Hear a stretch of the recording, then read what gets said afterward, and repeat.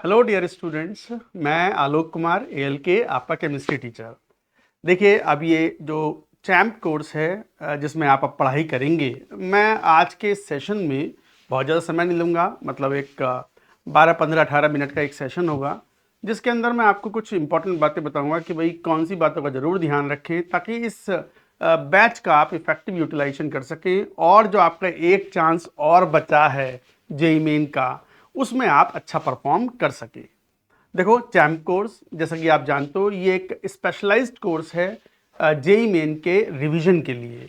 भाई जिन बच्चों की थ्योरी हो रखी है, हल्की फुल्की बची हो वो एक अलग बात है, बट मेजरली हो रखी है, उनको क्वेश्चन का एक्सपोजर हो, प्रैक्टिस अच्छे से हो, प्रैक्टिस मतलब कैसे अच्छे से करें, और एक हॉलिस्टिक अप्रोच में बच्चा लगभग तीनों सब्जेक्ट्स को, पूरा सिलेबस को अच्छे तरीके से उनकी प्रैक्टिस कर ले, तब वो जाकर के एग्ज़ाम देगा तो काफ़ी अच्छा परफॉर्म करेगा। मुझे ये बताने की ऐसी कोई आवश्यकता नहीं है, अब तक आप समझ गए होंगे, ऑलरेडी जनवरी सेशन आप दे चुके होंगे। अब आप बात कर रहे हैं अप्रैल सेशन की। तो अप्रैल सेशन के लिए अब जब आपके पास जो समय बचता है कि भाई हमारे पास फरवरी है, इफेक्टिवली मार्च है, और अप्रैल में तो एग्ज़ाम आ ही जाते हैं, तो इफेक्टिवली इन 2 महीनों में कैसे हम टाइम का यूटिलाइजेशन करें, ये कोर्स उसी तरीके से डिज़ाइन किया गया है कि बच्चे इफेक्टिवली इन 2 महीनों में काफ़ी कुछ जो कमियां हैं उनको दूर कर सकें। हर बच्चे को ये बात पता होती है कि उसकी कमियां कहाँ पर हैं, कहाँ गलतियां रह गई थी, किस कारण से उनका जनवरी सेशन बिगड़ गया, और अब वो गलतियां दोहरानी नहीं है। गलतियां हर कोई करता है, मैं कोई काम करूँगा गलती करूँगा, आपने भी गलतियां की होंगी, बट गलतियों को दोहराना ही सबसे बड़ा ब्लंडर या यूँ मान लो डिज़ास्टर है, तो वो नहीं करना है। तो आज के इस सेशन के अंदर मैं आपको ये भी बताऊंगा कि भाई क्या क्या चीज़ें हम प्रोवाइड कर रहे हैं आपको, कैसे आपको यूटिलाइज करना है, क्या ऑप्शनल है, क्या मस्ट है, और टेस्टिंग की इंपॉर्टेंस क्या है। तो चलिए स्टार्ट करते हैं विद दिस सेशन। जैसा लिखा है ओरिएंटेशन सेशन, जिन बच्चों ने चैम्प बैच में एडमिशन लिया है उनके लिए मैं यहाँ बता देता हूँ। सबसे पहले तो मैं आपको ये बता दूँ कि चैम्प कोर्स के अंदर, जैसे ये एक रिवीजन कोर्स है, इसके अंदर थ्योरी के भी ब्रशअप सेशंस दिए हुए हैं। अब देखो, कोई चैप्टर है, मान लो एटॉमिक स्ट्रक्चर है या केमिकल बॉन्डिंग है। केमिकल बॉन्डिंग तो थ्योरी देखो कई लेक्चर की होती है, 8-10 लेक्चर की होती है, तो वो तो संभव नहीं है कि शॉर्ट ड्यूरेशन के अंदर हम सारी बात पढ़ा सकें। बट मेन पॉइंट्स चैप्टर के अंदर कौन से हैं, ब्रशअप करना चाहो तो उसके ब्रशअप वाले लेक्चर्स भी हैं। पर सब्जेक्ट चैम के अंदर 50 लेक्चर होते हैं, जिसमें 25 लेक्चर्स जो हैं वो ब्रशअप लेक्चर्स हैं और 25 लेक्चर्स जो हैं वो प्रैक्टिस सेशंस हैं। मेनली फोकस आपको प्रैक्टिस सेशन पे करना है।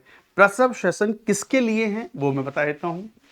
जिस बच्चे को ऐसा लगता है कि यार वो ये कुछ 4-5 चैप्टर हैं केमिस्ट्री के आउट ऑफ 25 चैप्टर्स, जिनकी थ्योरी भी मैं काफ़ी समय से क्लियर नहीं हूँ, या मान लो थोड़ी जिटरी है, थोड़ी सी क्लियर नहीं है, तो उनके वो थ्योरी ब्रशअप जरूर देख सकता है। किसी बच्चे को ऐसा लगता है कि भाई ये कोऑर्डिनेशन हुआ, इलेक्ट्रोकेमिस्ट्री हुआ, केमिकल काइनेटिक्स हुआ, लिक्विड सॉल्यूशन हुआ, मैं चूंकि केमिस्ट्री सब्जेक्ट का हूं तो मैं एग्जांपल वही ले रहा हूं, हालांकि these points are applicable for physics as well as mathematics. ये चैप्टर मेरे बहुत स्ट्रांग हैं, मैं रिवीजन ना भी करूं तो चलेगा, मुझसे आज भी कुछ क्वेश्चन पूछ लो तो मैं कर लूंगा। तो उन चैप्टर्स का थ्योरी सेशन ब्रशअप करने की जरूरत नहीं है, मत करिए। आप समय बचाइए, समय का इफेक्टिव यूटिलाइजेशन कीजिए। किसी बच्चे को ऐसा लगता है कि मैं जनवरी सेशन के अंदर मेरे ये 2 चैप्टर बचे रह गए थे जिनको मैं अच्छे से पढ़ नहीं पाया था, तो वो टाइम है पढ़ने का भी। इन 2 महीनों में कोई बचे हुए चैप्टर्स रह गए तो वो भी पढ़ना है आपको, जेई मेन ओरिएंटेड। बाकी आपको थ्योरी अगर किसी में वीक है तो थ्योरी ब्रशअप भी करना है, और मेन टाइम आपको देना है प्रैक्टिस सेशंस पर। तो प्रैक्टिस सेशंस सारे के सारे करने हैं, मस्ट हैं for everyone in this course. Practice session सारे करें। प्रैक्टिस सेशन में भी क्या होगा, देखो 2 बातें हैं। हम कैसे लेते हैं, क्वेश्चन बोर्ड पे आता है, उसके बाद उसे सॉल्व भी करते हैं। कोई चाहे कि बच्चा कि नहीं सर मैं तो क्वेश्चन भी खुद करना चाहता हूँ, प्रैक्टिस सेशन वाले भी, तो क्वेश्चन आएगा आपके भी, आप स्क्रीन को पॉज कर दो। स्क्रीन को पॉज करने के बाद में आप अपनी कॉपी लेकर बैठो, सब्जेक्ट वाइज कॉपी बना लो, एक फिजिक्स की, एक केमिस्ट्री की, एक मैथ्स की। और केमिस्ट्री में मान लो कि पहला चैप्टर आ गया मोल कॉन्सेप्ट, तो मोल कॉन्सेप्ट के क्वेश्चंस मान लो प्रैक्टिस सेशन में ले रहे हैं, तो क्वेश्चन आपके सामने स्क्रीन पर आ जाएगा। क्वेश्चन लिख लिया, आप देखो मत उसको, क्वेश्चन को नोट करके, क्वेश्चन नोट भी नहीं करना, आपको मेन पॉइंट लिख करके क्वेश्चन खुद सॉल्व करो and reach to the final answer. फिर मैं सॉल्व करूंगा, उसके बाद जो आंसर आएगा वो मैच करवाओ, अगर हो गया तो मेरा वाला सॉल्यूशन भी देखने की जरूरत नहीं है कि मैंने कैसे बताया है। अगला सेकंड क्वेश्चन आया, सेकंड क्वेश्चन आपने देखा, आपको समझ ही नहीं आया क्या क्वेश्चन है, तो फिर आप उसको पूरा सॉल्यूशन एक बार सुनो, थोड़ा फास्ट स्पीड करके देख सकते हो। अगर आपको कन्वीनियंस है कि भाई मैं थोड़ा तेज समझ सकता हूं तो 1.5 पे स्पीड पे आप देख सकते हो। तो उस सॉल्यूशन को भी देखो और समझो कि सर ने कैसी अप्रोच और कौन सी अप्रोच अडॉप्ट की है क्वेश्चन को सॉल्व करने की। कई बार जब टीचर्स क्वेश्चन सॉल्व करते हैं और बताते हैं कि देखो ये दिया हुआ है, ऐसे करना है, तो आपका भी थॉट प्रोसेस उसी के साथ चलता है, आप भी वैसे ही सोचने लगते हो। मतलब एक दिन में नहीं होता ये।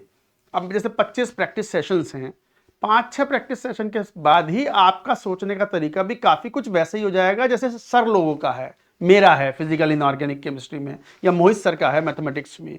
आप भी वैसे ही कहोगे, क्वेश्चन पढ़ोगे, अच्छा ये दिया हुआ ये पैरामीटर है, इसका मतलब ये वाला फॉर्मूला लगेगा, फॉर्मूले में यूनिट कन्वर्जन की तो कोई जरूरत नहीं है। ये सारी बातें दिमाग में आएंगी और आप वो क्वेश्चन जब देखोगे तो आपका भी थॉट प्रोसेस वैसा ही डेवलप होगा। मतलब जैसे वो कहते हैं ना, जैसा खाए अन्न वैसा होए मन, मतलब ये तो भोजन के लिए हो गया।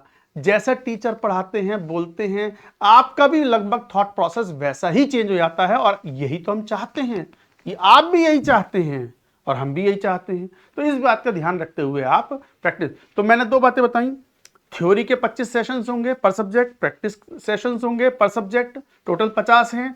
थ्योरी वाले ऑप्शनल हैं, ऑप्शनल में भी अगर कोई बहुत स्ट्रॉन्ग चैप्टर्स हैं आपके, उनको आपको थ्योरी प्रैक्टिस सेशन देखने ही नहीं है, टाइम सेव करेंगे। ऐसा नहीं कि पैसे दिए सर मैं तो करूंगा, ये कोई बात थोड़ी होती है यार, हैं। और जो चैप्टर्स थोड़े वीक हैं उनके थ्योरी सेशन देखें, फास्ट देख लें। और जो चैप्टर कभी नहीं पढ़े हैं वो प्रैक्टिस सेशन में नहीं, आपके पास कोई और सोर्स अवेलेबल होगा, या जो भी चीजें होंगी, या कंपटीशन के अगर एनरोल्ड स्टूडेंट्स भी अगर इसको देख रहे हैं तो उनके पास तो सारे लेक्चर्स अवेलेबल होते ही हैं। और कंपटीशन के स्टूडेंट्स नहीं भी हैं तो भी वो कहते हैं सर एल के सर आपका ही देखना है, तो भाई यूट्यूब पर जाओ, मोहित त्यागी वाला चैनल है, वहां पर सारे लेक्चर्स फ्री ऑफ कॉस्ट हमने चैप्टर वाइज वहां पर दिए हुए हैं, प्लेलिस्ट बनी हुई हैं, आप वो चैप्टर वहां से पढ़ाई कर लो। हालांकि वो मेन प्लस एडवांस्ड के लिए है, बट ठीक है, आपके पास कोई और सोर्स भी होगा तो उस चैप्टर से एक बार आप पढ़ लो, अगर नहीं पढ़ा है जनवरी सेशन में। अब पढ़ाई करने के बाद में फिर आप थ्योरी ब्रशअप भी कर सकते हो उस चैप्टर का, और प्रैक्टिस सेशन तो करना ही है, वो तो मस्ट है ही। चैम्प प्रोग्राम मतलब मेनली प्रैक्टिस सेशंस। साथ ही साथ अब बात आती है मटेरियल की।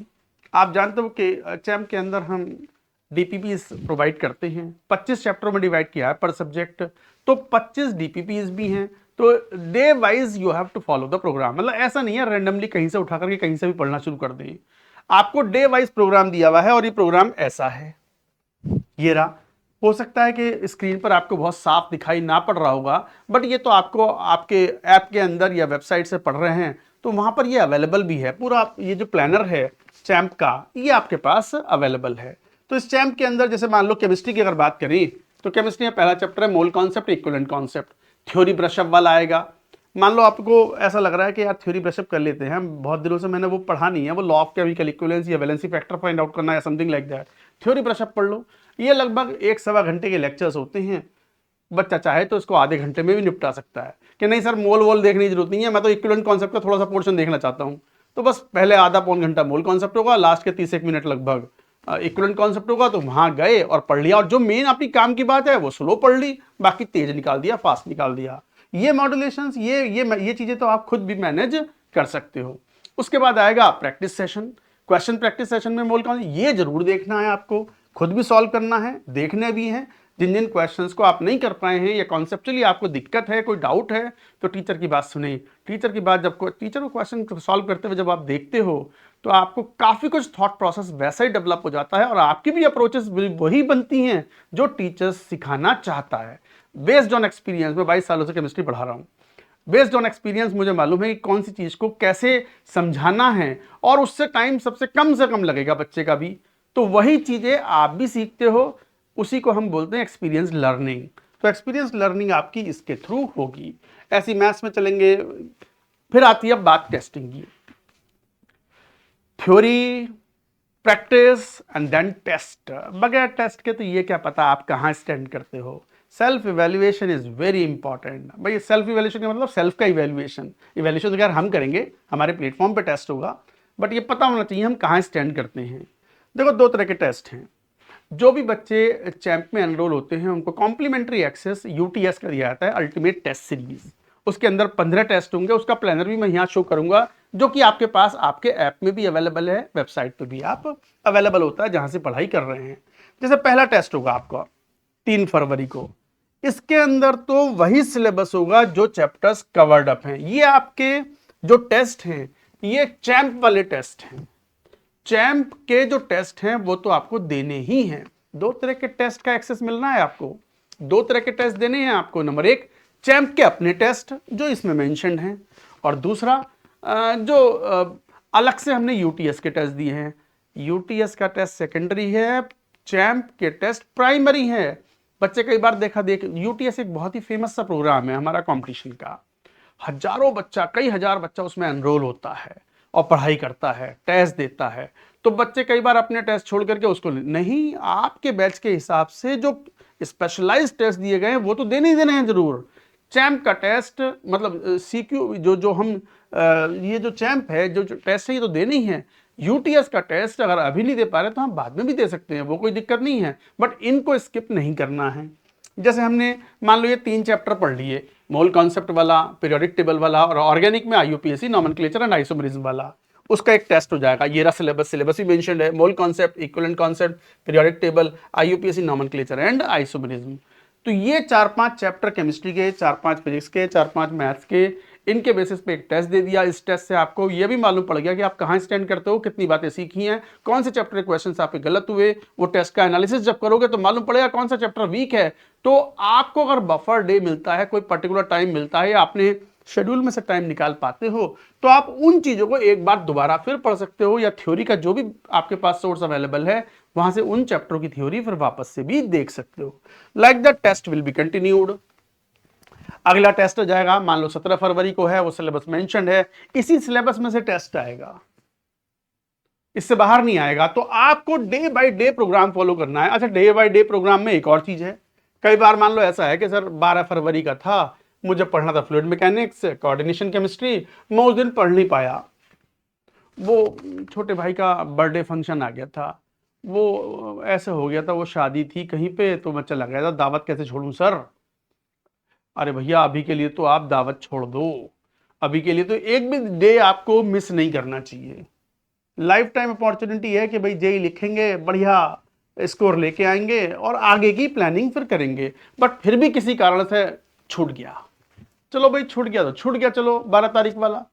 अब ये 12 वाला कब करना है आपको, जब 13 आएगी तो 13 वाला ही प्रोग्राम फॉलो करना है, क्योंकि ऐसा कोई डिपेंडेंट चैप्टर तो है नहीं, जेई तो एक बार लिख के चुके ही हो आप। तो कुल मिलाकर के फिर क्या होगा, ये वाला जो प्रोग्राम है ना 12 तारीख वाला, ये आप कोई बफर डे निकालो और किसी बफर डे को करो। वैसे तो बफर डे ज्यादा कुछ है नहीं, कंटिन्यूस लगातार एक प्रोग्राम है ये, क्योंकि टाइट पैक्ड है। बट कोशिश करें कि किसी दिन एक्स्ट्रा निकाल करके हम इस चीज को कवर अप कर लें, या बीच में कोई छुट्टी आ रही हो तो उस दिन ऐसा कर लें। तो इस तरीके से ये प्रोग्राम आप फॉलो करें और कोशिश करें कि ये मिस ना हो और आप पूरी चीज पढ़ पाएं। ऐसे ही आपका फिर 24 तारीख वाला टेस्ट आएगा। अच्छा, ये टेस्ट चलते जाएंगे, ये प्रोग्राम आपका चलेगा, और ये प्रोग्राम लगभग आपका फिनिश हो जाएगा 24 मार्च को। आप तो जानते ही हो 1 अप्रैल से 10 अप्रैल के बीच में अप्रैल सेशन होना है जेईई मेन का, तो 24 को खत्म हो रहा है, तो बड़ी कंफर्टेबल बात है। बीच में 5-6 दिन और मिलेंगे, उनमें से 2-3 दिन बफर डे निकल सकते हैं, समझ रहे हो ना, बफर डे चाहिए होते हैं। तो ये हो गए, तो ये सारा टेस्ट का आपका सिलेबस हो गया। अब बात आती है वो यूटीएस की, अल्टीमेट टेस्ट सीरीज। ठीक है, अब अल्टीमेट टेस्ट सीरीज में पार्ट सिलेबस टेस्ट नहीं है, फुल सिलेबस टेस्ट है। फुल सिलेबस टेस्ट की कॉस्ट पर वो आपके अपने जो चैंप वाले टेस्ट हैं उन्हें सैक्रिफाइस नहीं करना है, वो टेस्ट तो देने ही देने हैं। ये टेस्ट आप दे पा रहे हैं तो अच्छी बात है। मान लो कोई बच्चे कहे कि सर मैं बहुत ज़्यादा टच में नहीं हूँ, या मैं थोड़ा स्ट्रेस में आ जाऊंगा क्योंकि नंबर घटेंगे मेरे, क्योंकि फुल सिलेबस का मैंने रिवीजन नहीं किया हुआ है। वैसे तो अभी एग्जाम लिख के चुके हैं तो रिवीजन तो ठीक ठाक होगा, तो देने चाहिए। नहीं भी दे पा रहे हैं तो ये छोड़िए आप, भले ही इनको बाद में कर लेंगे आप, बफर डेज में कर लेंगे आप, ठीक है ना। मगर अपने टेस्ट जो चैंप के हैं वो स्किप नहीं करने हैं, वो तो मस्ट देने ही हैं। बट चलो शुरू के 2-3 टेस्ट नहीं दे पाया सर मैं, फिर मैं रिदम में आ गया। मैंने जब वो प्रोग्राम शुरू करा, मतलब कल से 26, आज तो आज क्या है, 24 है, मान लो 25 है आज, 26 तारीख से मान लो ये मैंने क्लासेस शुरू करी और पहला जो टेस्ट आया यूटीएस का 1 फरवरी का, सर ये मैं दे नहीं पाया, कोई बात नहीं, चलेगा, 4 वाला दे देना, 8 वाला दे देना। 8 दिन के अंदर आप इतने ट्यून्ड हो जाते हो पढ़ाई में कि फिर आपको टाइम भी मिलने लगता है, तो फिर बात के एफएसटी दे सकते हो। एफएसटी से कोई सीक्वेंस नहीं है कि पहले एफएसटी 1 ही देना है फिर 2 देना है, अरे फुल सिलेबस टेस्ट है, इतना तो क्या ही फर्क पड़ता है, कोई से कहीं से भी देना शुरू कर दो आप। और ये डेट्स जो हैं ये क्लैश नहीं करेंगे आपके अपने टेस्टों से, जो चैंप के टेस्ट हैं उनके साथ कोई क्लैश नहीं होगा। तो इस तरीके से ये टेस्ट भी दें, 15 टेस्ट दे दें, बहुत होते हैं, और वो अपने टेस्ट भी हैं, और इन टेस्ट को एनालाइज भी करें। बाकी पूरा सपोर्ट आपको मिलता है, डाउट सपोर्ट पूरा यूज करें। टेलीग्राम पे आप डाउट पूछ सकते हैं, वॉइस के थ्रू पूछ सकते हैं, क्वेश्चन डाल के पूछ सकते हैं, टाइप करके पूछ सकते हैं, डेली लाइव डाउट सेशन भी होंगे आपके, आप लाइव आके भी पूछ सकते हो। इसके अलावा कोई जनरल डाउट है, बैकलॉग है, कोई स्ट्रेटजी से कोई पॉइंट है, तो मैं या मोहित सर या एबीजे सर या एनएस सर कोई ना कोई वीकली बेसिस पर आपसे मिलेंगे, बात करेंगे और आपको बताएंगे कि कोई प्रॉब्लम आ गई है तो उसका रेजोल्यूशन कैसे करना चाहिए। अब बस कमी है कहीं तो वो है कहीं ऐसा ना हो कि विल पावर कम पड़ जाए, कमज़ोर पड़ जाए। आपकी विल पावर अगर स्ट्रांग होगी, आपके अंदर एक ललक होगी, मजबूती होगी कि भाई मैं ये एग्ज़ाम निकालना ही है, अप्रैल सेशन को अच्छे से अच्छा अपना परफॉर्म करना है, अपने पोटेंशियल के हिसाब से बेस्ट परफॉर्म करना है, तो फिर इन 2 महीनों को सोशली थोड़ा कट हो जाइए। अब वो सब चीज़ें तो अब नहीं चल पाएंगी कि हम टीवी भी देख रहे हैं, खेल भी रहे हैं, दोस्तों से चैट भी कर रहे हैं, वीडियो गेम की भी सब चल रही है, वो सब त्याग करना पड़ेगा। और यदि वो सब कर सकते हैं आप, और 2 महीने अपने लाइफ के बिल्कुल योगी की तरह, मैं योगी आदित्यनाथ जी की बात नहीं कर रहा, एक योगी की तरह जैसे योग करते हैं, वो तपस्या करते हैं, वो उस तपस्या में लग जाते हैं, जेईई मेन की ओरिएंटेड पढ़ाई में लग जाते हैं, और ये एक हॉलिस्टिक आइडियल सा कोर्स है आपके पास में जिसे आप फॉलो करके अपना ड्रीम रियलाइज कर सकते हैं। With these words I say in advance all the best to all of you.